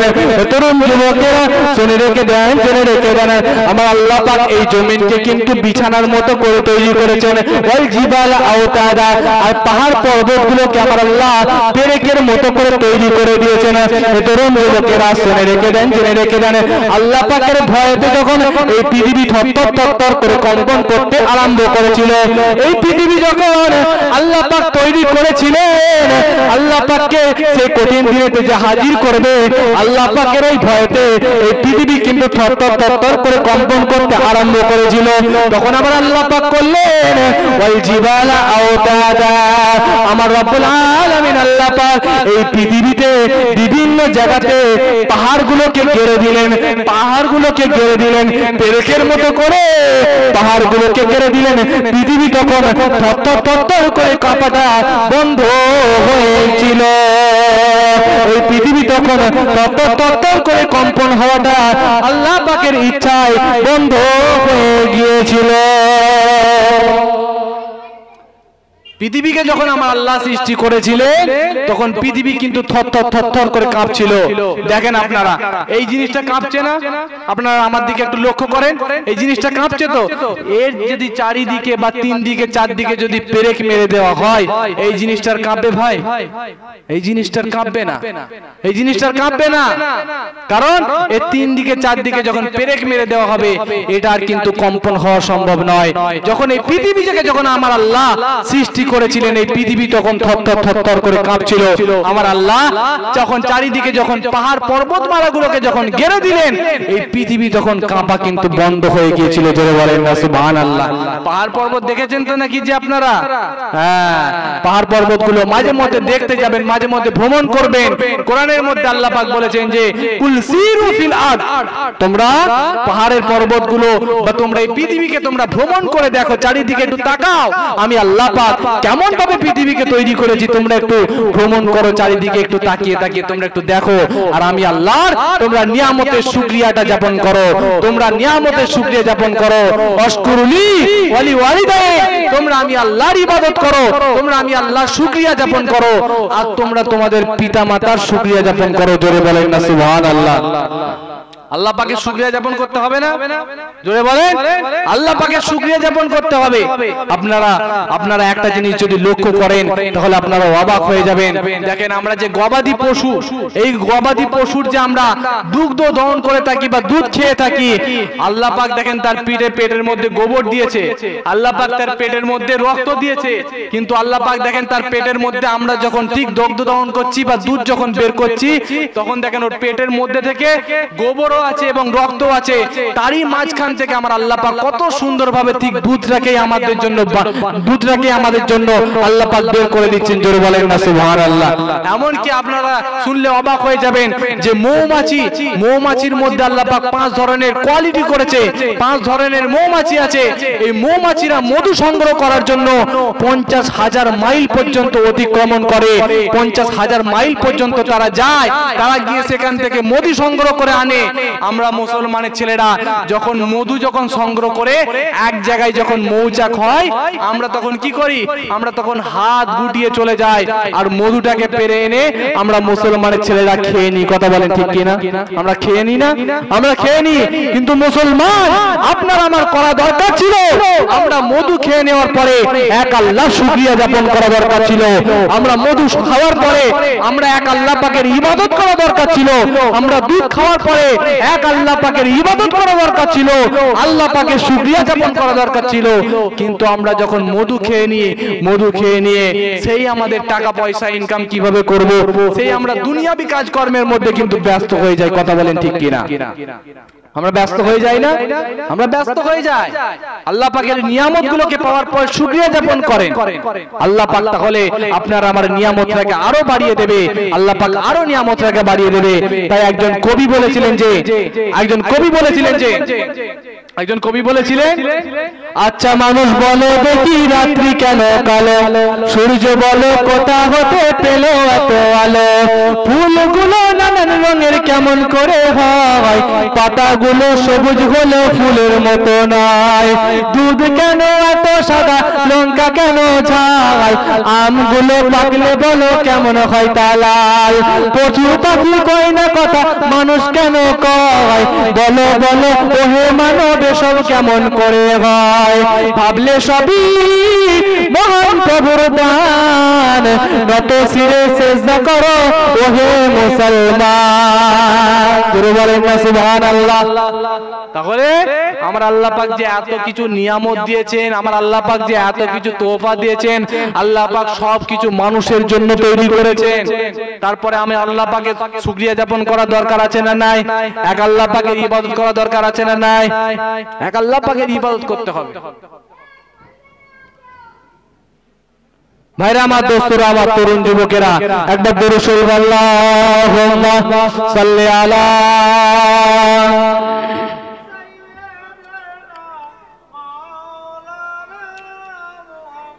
ওয়া আলা আলিহি ওয়া সাহবিহি।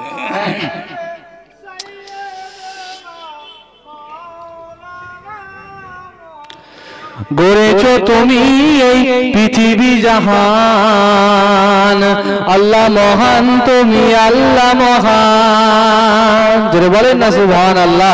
গড়েছো তুমি এই পৃথিবী জাহান, আল্লাহ মহান, তুমি আল্লাহ মহান, আল্লাহ মহান, তুমি আল্লাহ মহান, আল্লাহ মহান, তুমি আল্লাহ মহান।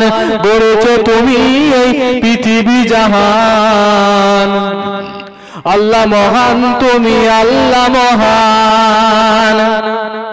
তুমি হাসাও, তুমি তো কাঁদাও, অন্ধ বোবাকে রিজিকে যোগাও। তুমি হাসাও, তুমি তো কাঁদাও, অন্ধ বোবাকে রিজিকে যোগাও। করলে হাহাকার তৃষ্ণা পিপাসায়, করলে হাহাকার তৃষ্ণা পিপাসায়, বৃষ্টির পানিতে প্রাণটাকে হয়ে যায়। জোরে বলেন না সুবহানাল্লাহ। তুমি হাসাও, তুমি তো কাঁদাও, অন্ধ বোবাকে রিজিকে যোগাও। করলে হাহাকার তৃষ্ণা পিপাসায়, করলে হাহাকার তৃষ্ণা পিপাসায়, বৃষ্টির পানিতে প্রাণটাকে ভেজাও। হয়নি হবে না তোমারই সমান, হয়নি হবে না তোমারই সমান। আল্লাহ মহান তুমি, আল্লাহ মহান, বলেন না সুবহানাল্লাহ। করেছো তুমি এই পৃথিবী জাহান, আল্লাহ মহান তুমি, আল্লাহ মহান। সূর্য ওঠে রোজ পূর্ব আকাশে, জোছনা ছড়ায় চাঁদ রাত্রি বাতাসে। সূর্য ওঠে রোজ পূর্ব আকাশে, জোছনা ছড়ায় চাঁদ রাত্রি বাতাসে।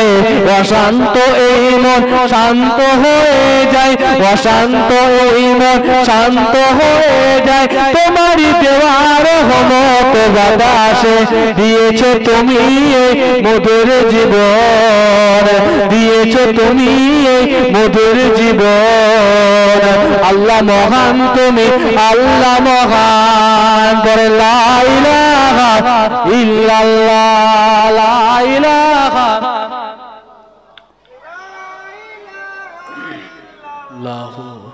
মুহাম্মাদুর রাসূলুল্লাহ সাল্লাল্লাহু আলাইহি ওয়াসাল্লাম। একবার দরুদ শরীফ আল্লাহুম্মা সাল্লি আলা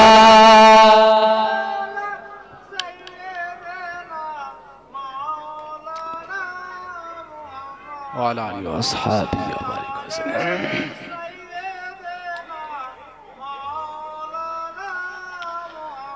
ভাইরা আমার, দোস্তরা আমার, তরুণ যুবকেরা, আমি আপনাদের খেদমতে দু একটি কথাবার্তা আলাপ আলোচনা করছি। আপনারা কষ্ট পাচ্ছেন না তো? জি, কষ্ট পাচ্ছেন না তো?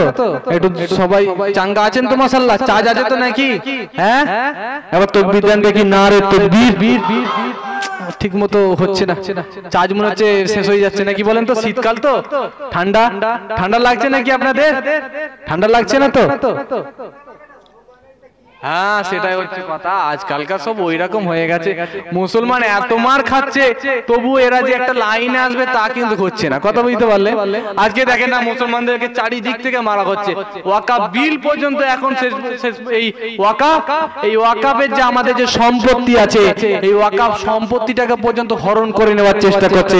এই ওয়াকাফ সম্পত্তিটাকে পর্যন্ত একটা সংশোধনী, একটা বিল তৈরি করার চেষ্টা করে এই ওয়াকাফ সম্পত্তির উপরে পর্যন্ত হস্তক্ষেপ করতে চাইছে। এখনো পর্যন্ত কই মুসলমানেরা এখনো পর্যন্ত তাদের ঘুম ছাড়ছে না, এখনো পর্যন্ত তারা নিজেদের অস্তিত্ব তারা বুঝতে পারছে না। তাদেরকে যে কেন সৃষ্টি করেছে, কিসের জন্য তাদেরকে সৃষ্টি করা হয়েছে, সেটা কিন্তু এখনো পর্যন্ত মুসলমানের ছেলেরা একবারও কিন্তু চিন্তা ভাবনা করছে না। আজকে চারিদিক থেকে দেখেন মুসলমান আমাদেরকে মারা হচ্ছে। কখনো সিএ এর মাধ্যমে মুসলমানদের উপরে একটা বিভিন্ন রকম একটা আইন এনে মুসলমানদেরকে একটা আপনার কোণঠাসা করে দেওয়ার চেষ্টা করছে। কখনো এনআরসি এনে মুসলমানদেরকে একটা আপনার ওই ডিটেনশন ক্যাম্পের মধ্যে ভরে দেবে, বা মুসলমানদেরকে একটা সাইজ করে দেওয়া, বা মুসলমানদের উপরে একটা অত্যাচার করা, এই রকম একটা বিল তৈরি করা হচ্ছে।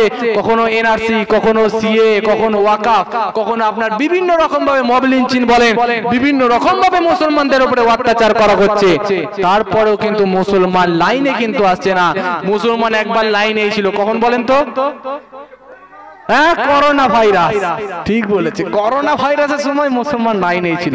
আমি কিন্তু দেখেছি আমার জামাইগুলো জামাইগুলো সব দেখছি আপনার ওই আলমারি বলেন, আলমারি ভিতর থেকে ইস্ত্রি করা জামা পড়ছে গো, বলছে মসজিদে নামাজ পড়তে যাবে। হ্যাঁ, ও নামাজ পড়তে যাবে। কথা বুঝতে পারলেন? এমন সব নামাজি হয়ে গিয়েছিল তখন। যারা অরিজিনাল আমার দাড়ি টুপিওয়ালা আমার চাচাজি গুলো, আমার যারা 5 ওয়াক্ত নামাজি ভাইগুলো, তারা মসজিদেতে জায়গা পাচ্ছে না। বলছে, চাচা তুমি এত লেটে এসেছো, তুমি পিছনে থাকো, আমরা তো সেই সারা রাত ধরে আছি, সারা রাত ধরে মসজিদের ভিতরে বসে আছে। কারণ বাইরে নাকি করোনা ভাইরাসে তাদেরকে ধরে নেবে, বাইরে করোনা ভাইরাস তাদেরকে ধরে নেবে, সেই ভয়ে তারা মসজিদের ভিতরে ঢুকে বসে আছে। কথা বুঝতে পারলেন? তো করোনা ভাইরাসের সময় মুসলমান কিন্তু সাইজ হয়ে গিয়েছিল। আজকে মুসলমানদেরকে সব রকম ভাবে মারা হচ্ছে।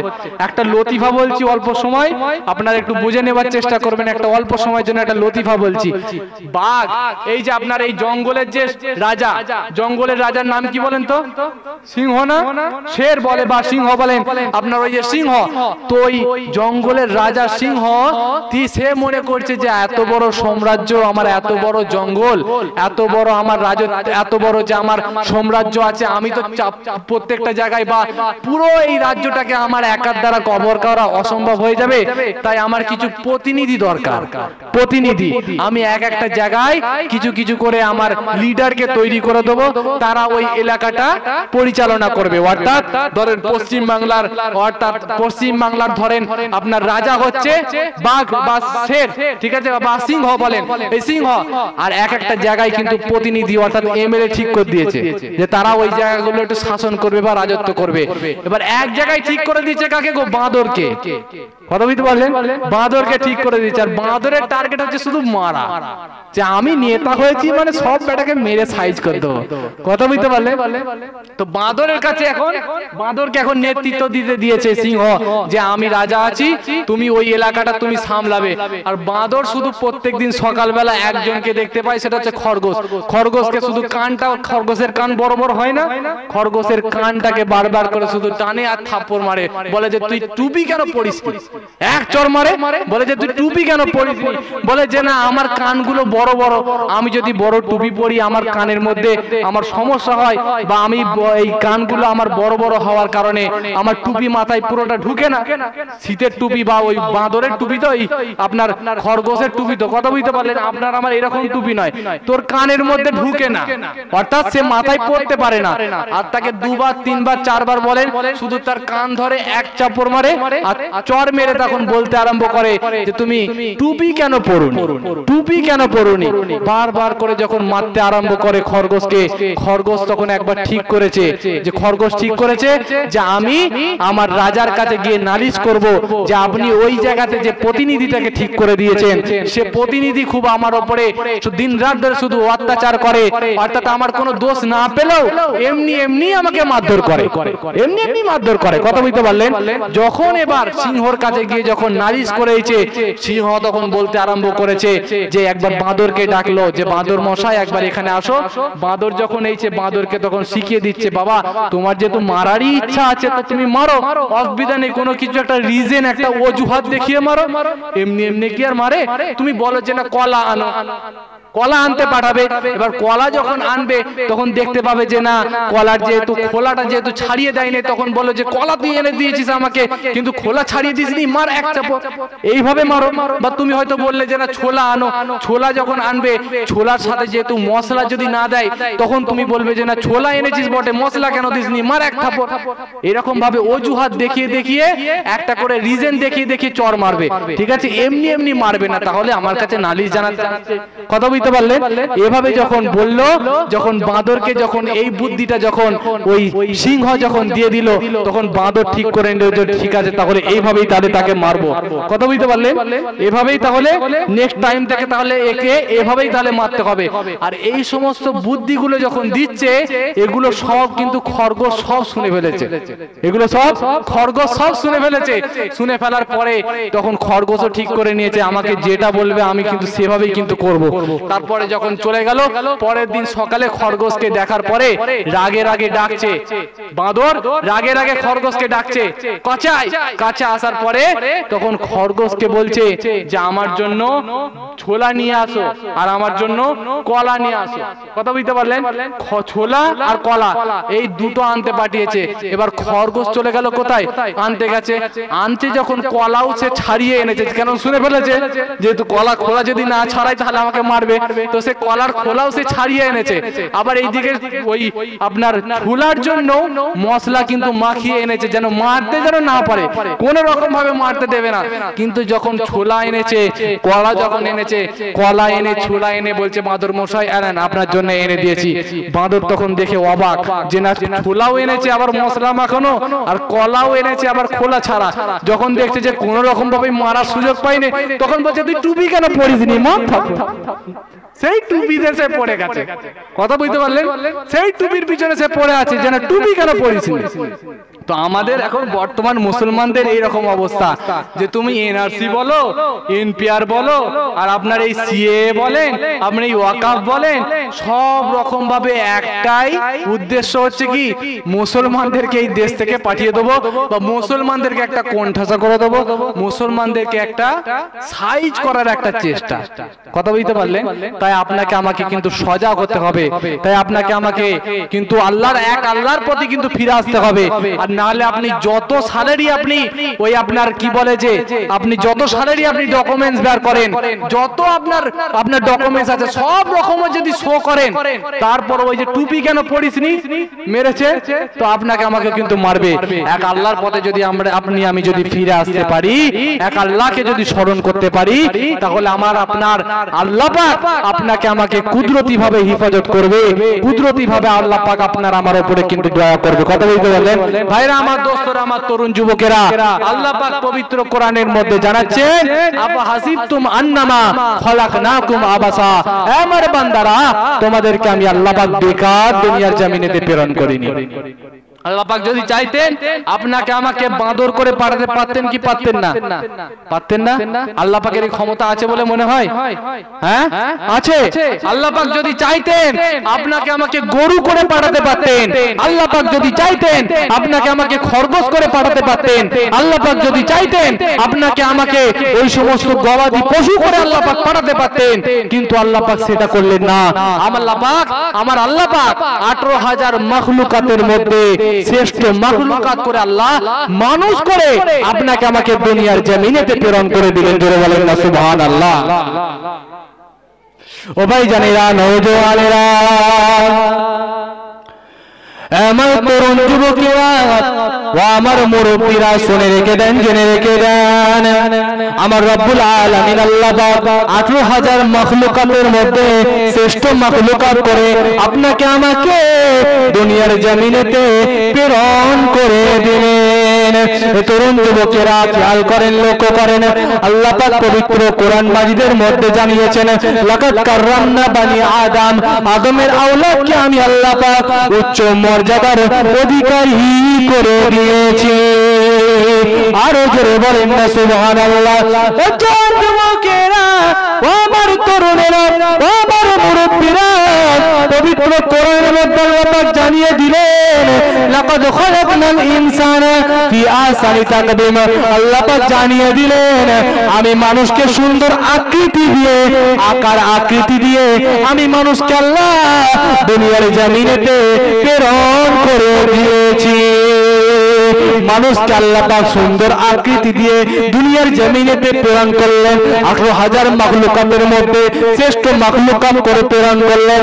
তরুণ যুবকেরা, আল্লাহ পাক আদমের আওলাদকে উচ্চ মর্যাদা দান করলেন।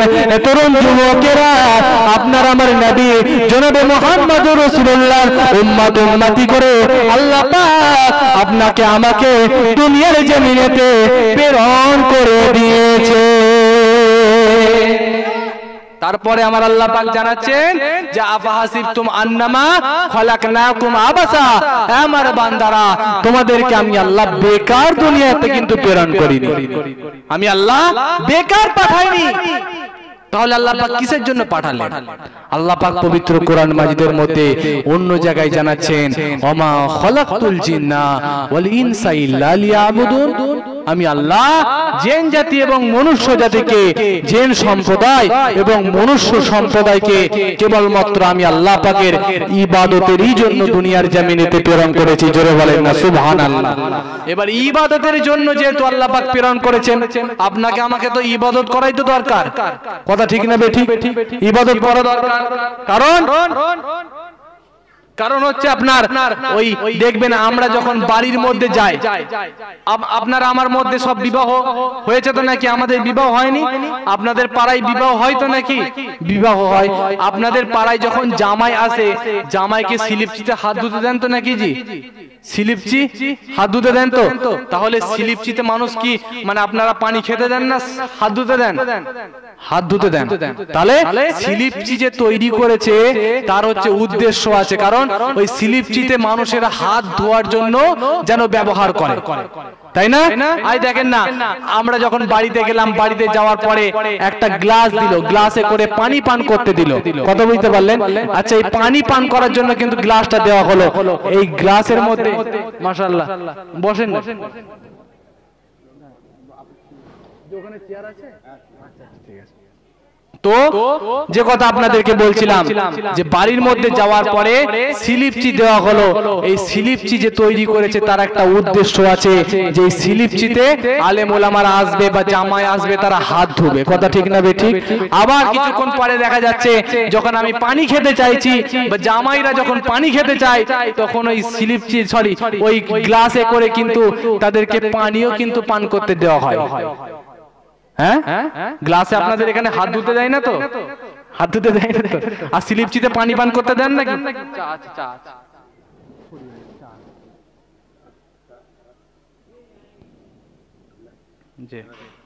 ঠিক আছে। তো ওই স্লিপচিতে হাত ধুতে দেওয়া হয় আর গ্লাসে কিন্তু পানি পান করতে দেওয়া হয়, কথা বুঝতে পারলেন? অর্থাৎ স্লিপচিতে আমরা পানি পান করতে দিই না, কথা ঠিক না বেঠিক? হ্যাঁ, আর গ্লাসে আমরা পানি পান করতে দিই না। হাত ধুতে দেন? হাত ধুতে দেন না তো? বলছে না না দিইনি। হ্যাঁ, ও আবার এত হাসছে কেন বলেন তো?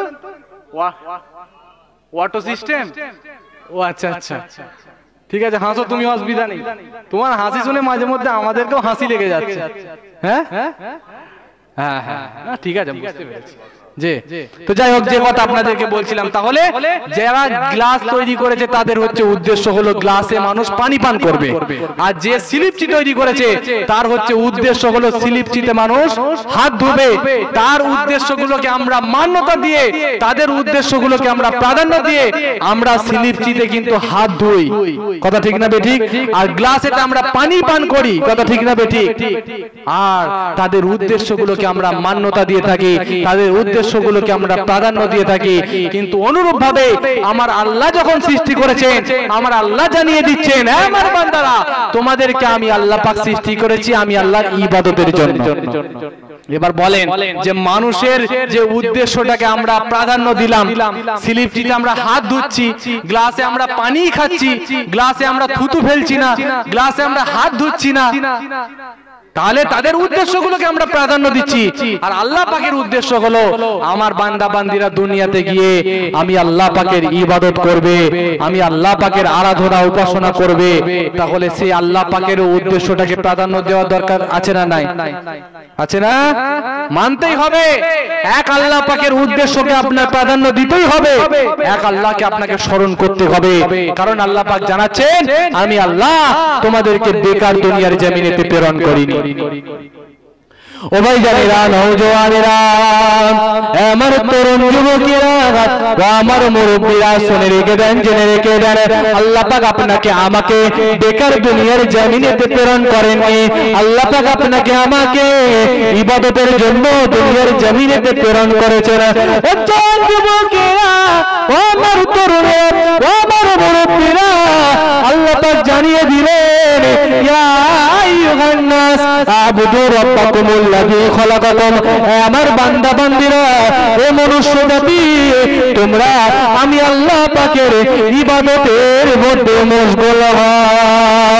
আমার বান্দা বান্দিরা, তোমরা আমি আল্লাহ পাকের ইবাদত করে নাও। ইয়া আইয়ুহান নাস আবুদু রাব্বাকুমুল্লাযী খালাকাকুম। জওয়ান যুবকেরা, আল্লাহ পাক অন্য জায়গায় জানিয়ে দিলেন ওয়াবুদুল্লাহ, তোমরা আমি আল্লাহ পাকের ইবাদত করে নাও, তোমরা আমি আল্লাহ পাকের উপাসনা আরাধনাটা করে নিয়ে নাও। আরো জোরে বলেন না সুবহানাল্লাহ। তোমরা আমি আল্লাহ পাকের ইবাদত করো, বারবার করে আল্লাহ পাক জানিয়েছে যে তোমরা আমি আল্লাহ পাকের ইবাদত করো, অন্য কারো ইবাদত করবে না। এবারে ইবাদত করতে বললেন আল্লাহ, খুব ভালোভাবে বোঝার চেষ্টা করবেন। এই ইবাদত কি শুধুমাত্র আপনার মসজিদে হবে না বাইরেও হয়? হ্যাঁ, কথা বলে না, জোরে বলে। বাইরেও ইবাদত কিন্তু হয়। আপনার যে শুধুমাত্র আপনি মসজিদে চলে গেলেন, মসজিদে গিয়ে আপনি নফলের উপরে নফল নামাজ পড়তে আরম্ভ করলেন, নফলের উপরে নফল নামাজ পড়তে আরম্ভ করলেন, শুধুমাত্র আপনি নফল রোজাই রাখতে আরম্ভ করলেন, এগুলাই যে শুধুমাত্র ইবাদত এরকমটা নয়। এর বাইরেও আপনার ইবাদত আছে, এর বাইরেও আপনার ইবাদত আছে, এর বাইরেও ইবাদত আছে। কেমন ভাবে? আপনি যখন মসজিদেতে আপনার নামাজ পড়া যখন হয়ে গেল, নামাজ পড়ে নিয়ে আপনি যখন জোহরের নামাজ পড়ে নিয়ে যখন বাড়ি যাচ্ছেন, বাড়িতে গিয়ে দেখছেন কি কোচির মা আপনার রান্না করছে, কোচির মা রান্না করছে। কোচির মাকে বললেন যে কোচির মা তুমি রান্না করছো, মাশাআল্লাহ খুব ভালো কাজ করছো, একবার তোমার ওই আপনার ওই চামচটা দাও তো, আমি একটু রান্না করার চেষ্টা করি। হ্যাঁ, একবার রান্না করার চেষ্টা করবেন আর অন্তরের মধ্যে নিয়ত করে নেবেন আমার রাসূলুল্লাহ তার স্ত্রীদের সাহায্য সহযোগিতা করেছে, আমার রাসূলুল্লাহ আম্মাজানদের অর্থাৎ ওনার স্ত্রীদের সাহায্য সহযোগিতা করেছে, সেই দিকে লক্ষ্য করে সেই রাসূলের সুন্নাত মেনে আমি আমার স্ত্রীর কাজে সাহায্য সহযোগিতা করছি। আমার আল্লাহ পাক আপনার নামায় আমলতে ইবাদতের খাতাতে আমার আল্লাহ সুন্নাত কাজের আল্লাহ পাক সবটা লিখে দেবে। জোরে বলেন না সুবহানাল্লাহ। এবার শুধুমাত্র যে ইবাদত হবে তা নয়, এখানে আপনার দুটো জিনিস হবে। এক নাম্বার হচ্ছে আপনার ইবাদত হলো, কথা বুঝতে পারছেন? এক নাম্বার হচ্ছে আপনার ইবাদত হলো, আবার অন্য দিক থেকে আপনার আরো একটা কাজ হচ্ছে, সেটা হচ্ছে আপনার স্বামী স্ত্রীর মধ্যে একটা ভালোবাসা, একটা ভ্রাতৃত্ব, একটা মহব্বত তৈরি হয়ে গেল। জোরে বলেন না সুবহানাল্লাহ।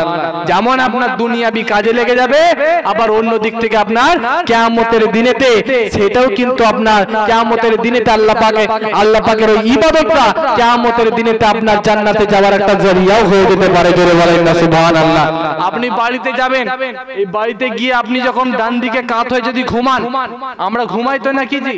হ্যাঁ, মুসলমানের ছেলে ঘুমায় একবার লুঙ্গি মাথায় তুলে দিয়ে ঘুমায়। হ্যাঁ, মুসলমানের ছেলে এইভাবে ঘুমায়, কিন্তু রাসূলের সুন্নাত তরিকা অনুযায়ী আপনি যদি ঘুমান, বাড়ির মধ্যে গেলেন, বাড়ির মধ্যে গিয়ে আপনি যখন ঘুমাতে যাচ্ছেন তখন ডান দিকে কাত হয়ে ঘুমাবেন। ডান দিকে কাত হয়ে ঘুমানোটা রাসূলের সুন্নাত হয়ে যাবে।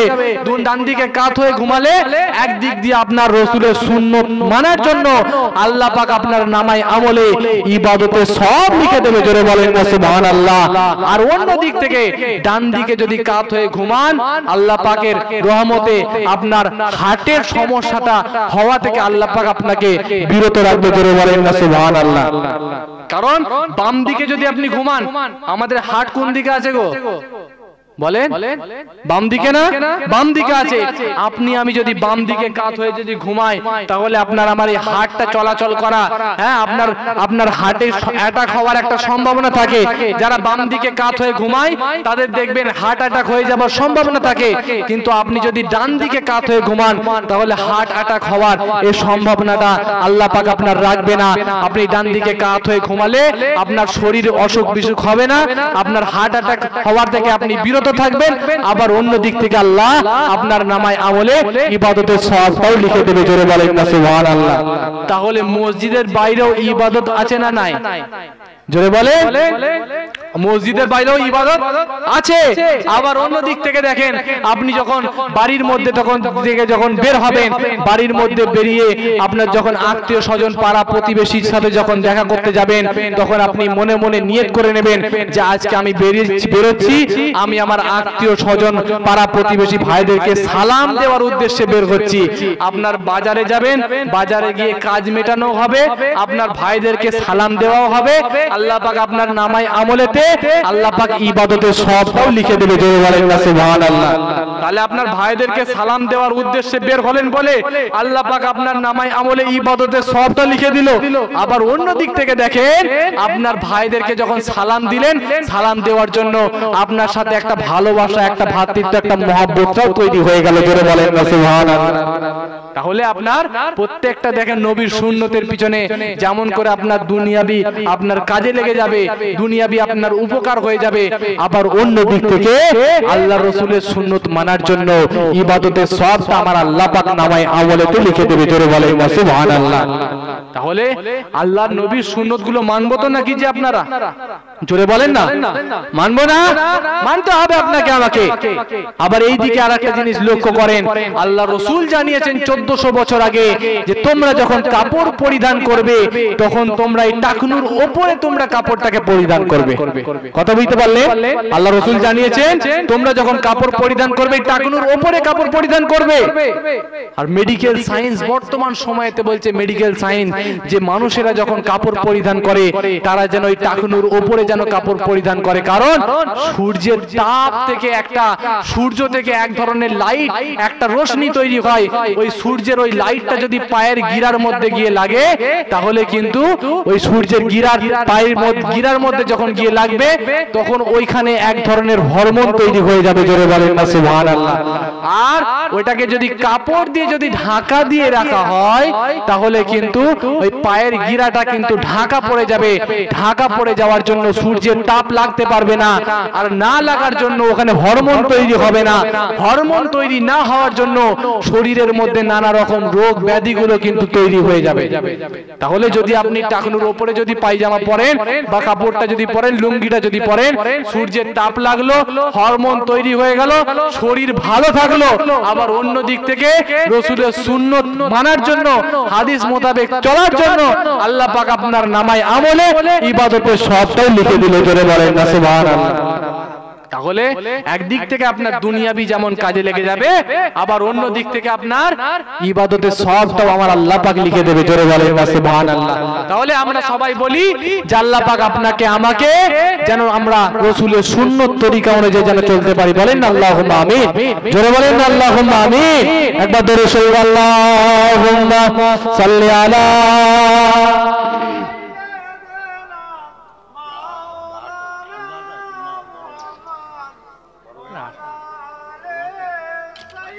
जी। हाँ हाँ बोलो। तारीफ मोहम्मद हम लिख लिख के सुनाएंगे, तारीफ मोहम्मद हम लिख लिख के सुनाएंगे। हम खत्म नबूवत पे जान अपनी लुटाएंगे। जोरे बोले ना सुभान अल्लाह। तारीफ मोहम्मद हम लिख लिख के सुनाएंगे। हम खत्म नबूवत पे जान अपनी लुटाएंगे। हम खत्म नबूवत पे जान अपनी लुटाएंगे। झुकना भी नहीं आता, बिकना भी नहीं आता। हम जान लुटाएंगे, डरना भी नहीं आता। जोरे बोले ना सुभान अल्लाह। झुकना भी नहीं आता, बिकना भी नहीं आता। हम जान लुटाएंगे, डरना भी नहीं आता। आका के मोहब्बत में, आका के मोहब्बत में हम सर को कटाएंगे। आका के मोहब्बत में हम सर को कटाएंगे। हम खत्म नबूवत पे जान अपनी लुटाएंगे। जोरे बोले ना सुभान अल्लाह। जोरे खावे ना सुभान अल्लाह। तारीफ मोहम्मद हम लिख लिख के सुनाएंगे। हम खत्म नबूवत पे जान अपनी लुटाएंगे। दोहराएंगे हम फिर से तारीखे इमामा को, इश्के नबी है क्या बतलाएंगे दुनिया को। दोहराएंगे हम फिर से तारीखे इमामा को, इश्के नबी है क्या बतलाएंगे दुनिया को। हम जज्बा ईमानी, हम जज्बा ईमानी दुनिया को दिखाएंगे। हम खत्म नबूवत पे जान अपनी लुटाएंगे।